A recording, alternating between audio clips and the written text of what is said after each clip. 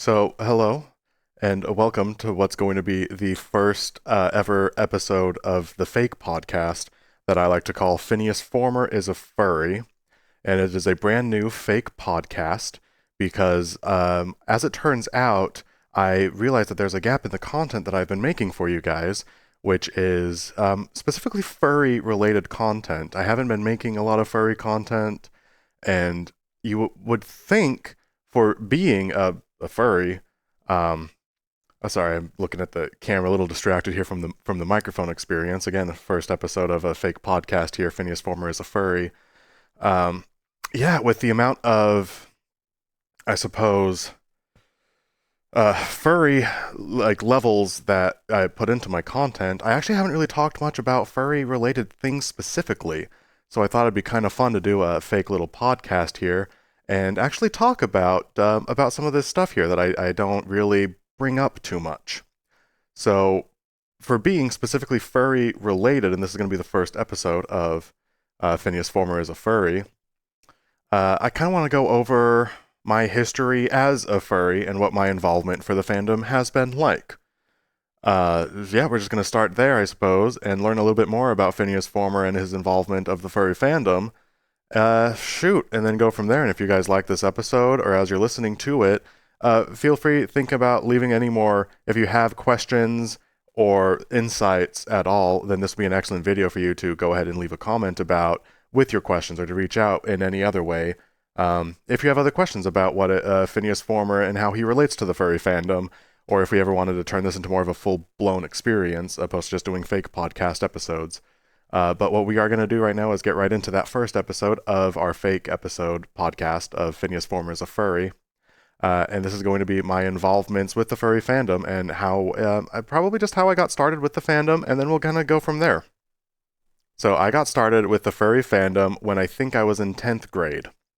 And I'd always been interested in animals, of course, but what happened in 10th grade is I was doing NaNoWriMo, which is National Novel Writing Month, and the goal there is you're writing a 50,000 word novel in the month of November, and NaNoWriMo was absolutely basically the first, because there's like Drawtober, or recently for the month of October, people were doing Resonite-tober, where you stream every day in November, or October, yeah.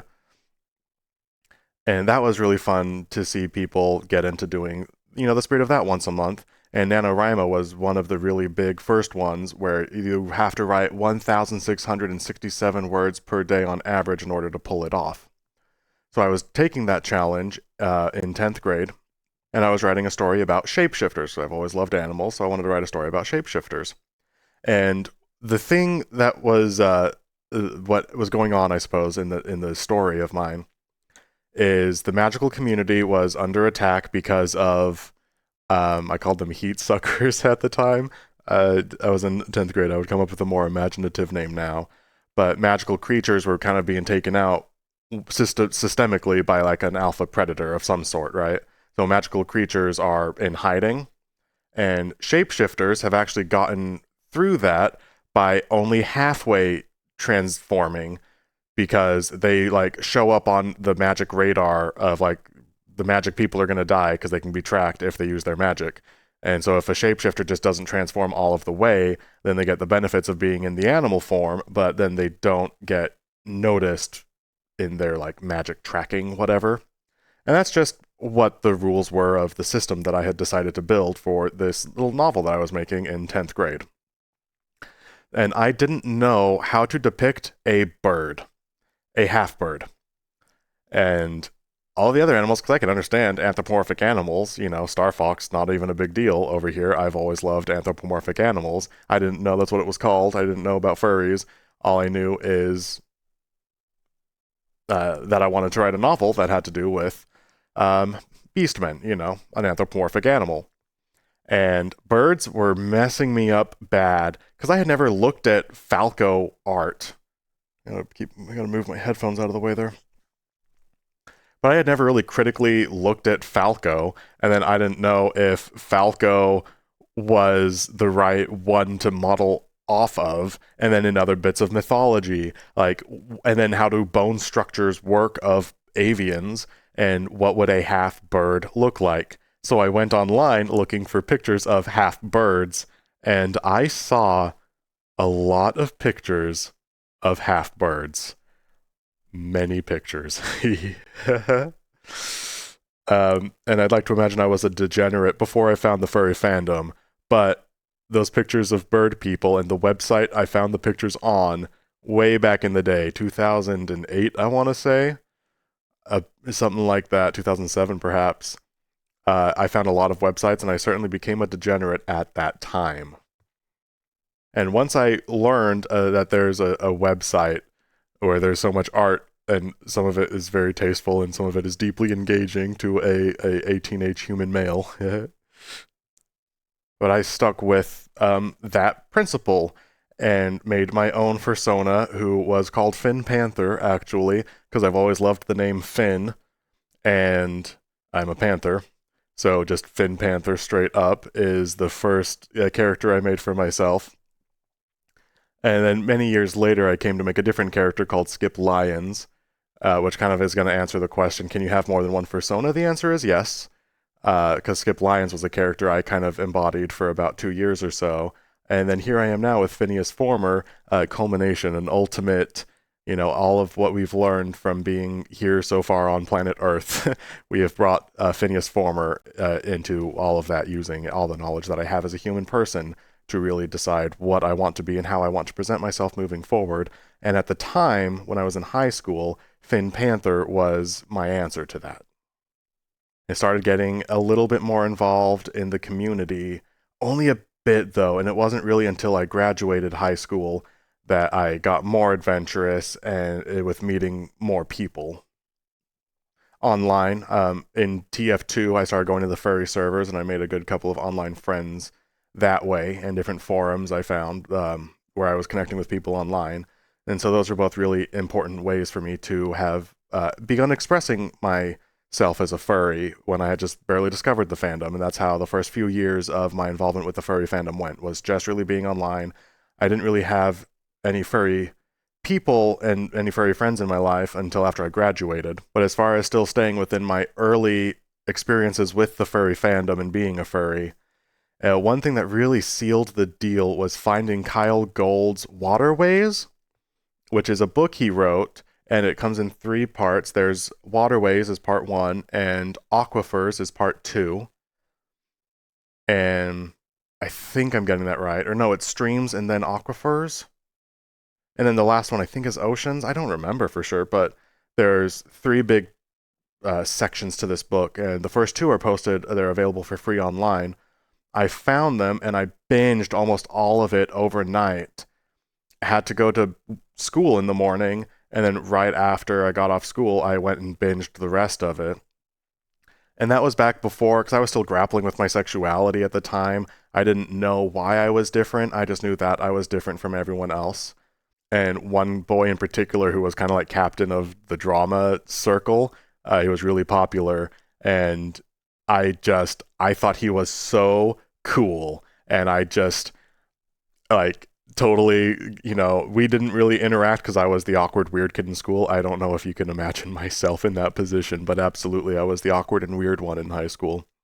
Like, the ones who, like, at the table of weird kids, I was a little weird. It was rough.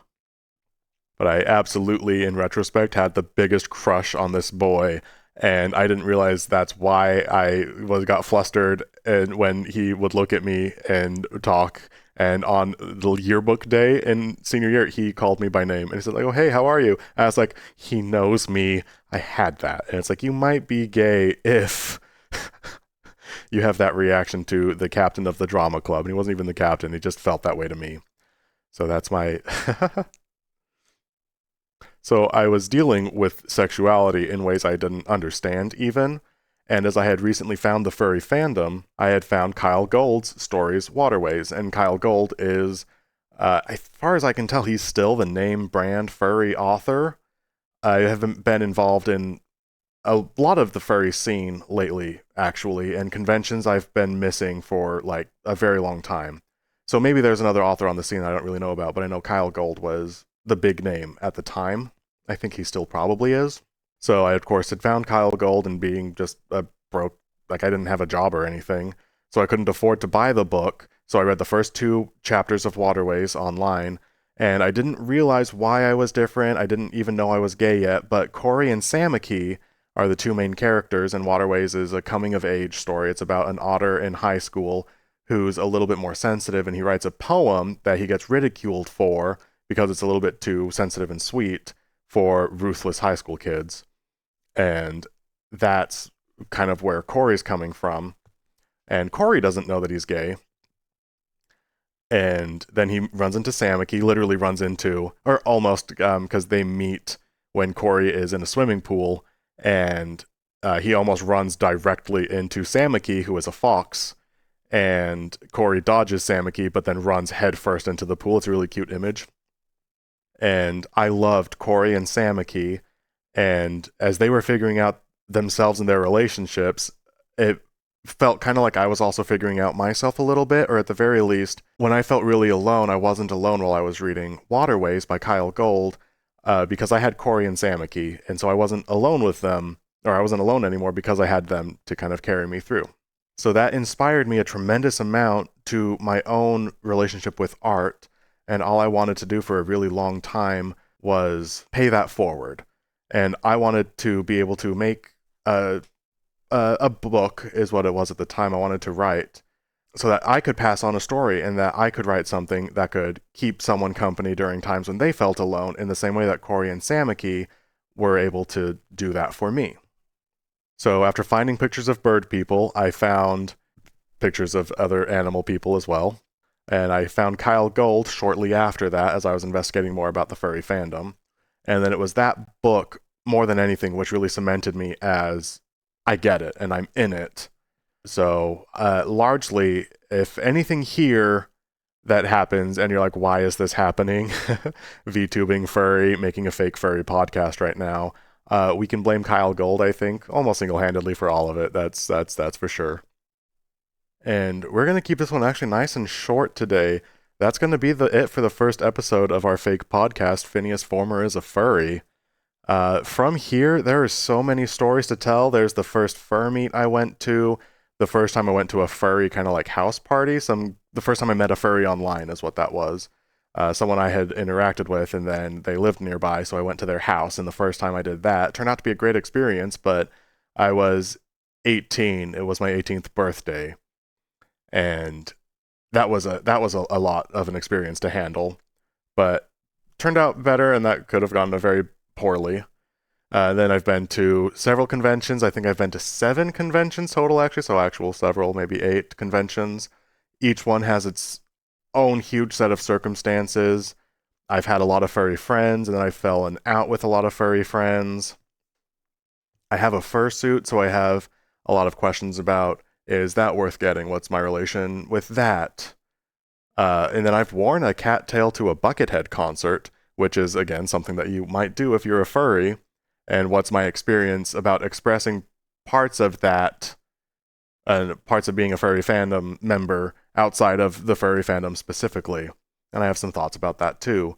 And there's a lot I could go on about the topic of being a furry, and I just haven't broached that yet, so I wanted to do a fake podcast episode where I did talk about it. And if you guys did like this, I could absolutely make more, either fake podcast episodes, or I could just turn this into actually a podcast, because I've got a lot of thoughts about how I have interacted with the furry fandom, and I do want to drop off. We'll just end on a quick note about why I think I would like this idea of doing such a podcast in the first place.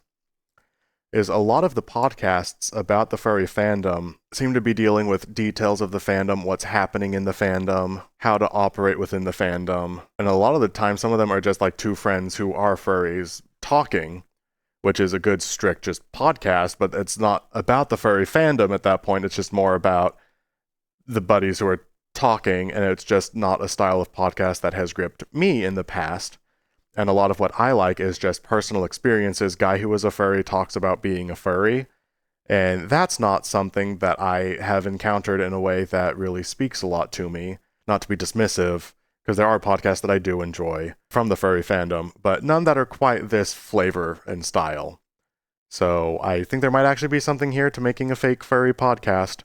This is just what I decided to do for this video, though, and it is definitely long enough. So I hope you guys have enjoyed the first episode of the fake podcast, Phineas Former is a Furry, and I will definitely be talking to you guys later. This has been Phineas Former, and thanks for listening, watching.